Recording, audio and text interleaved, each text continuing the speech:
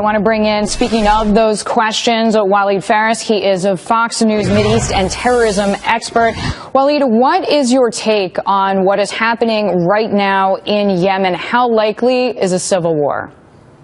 Well, the civil war has been happening. Now, the question is, what turn is it going to be taking after the intervention of Saudi and its allies? By the way, this is the largest Arab allies we have ever seen since there was the Arab League. It stretches from Morocco all the way to Pakistan. This is, in fact, a response to the Iranian influence in Yemen. And it seems to me, after I spoke with some experts there in the region, that the Saudis made the decision only when the pro-Iranian militias left the north, headed towards the south, and we're about to seize the last free city of Yemen, which is Aden, controlling all of the country. That was the red line that the pro-Iranians have crossed and prompting a Saudi response. Now, Air Force, there will be a superiority for the coalition. On the ground, that's a different question. When ground forces will move in, if they do, it's going to be a longer, much more difficult campaign.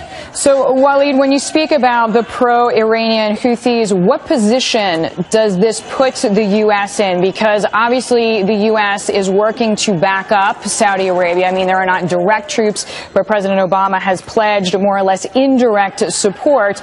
But yet in Iraq, we know that we are more or less working, let's say, on the Iranian side against ISIS.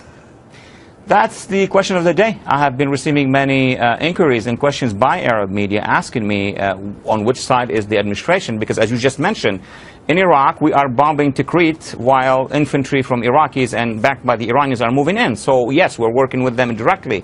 But in Yemen, now we have been asked by the Saudis, who are our allies, and by 9 other allies, that we need to work with them, and we are. Probably not, as you said, by putting troops on the ground, but that was going to put us in a very difficult situation. So does this mean the U.S. deadline of March 31st on nuclear power with Iran is completely off the table?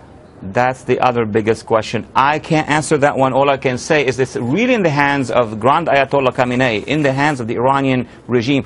How are they going to respond to that will determine our response to the deal, and therefore if the deal can survive. So we are entering a long tunnel between now and June, and the answer is it all depends on what Tehran is going to do.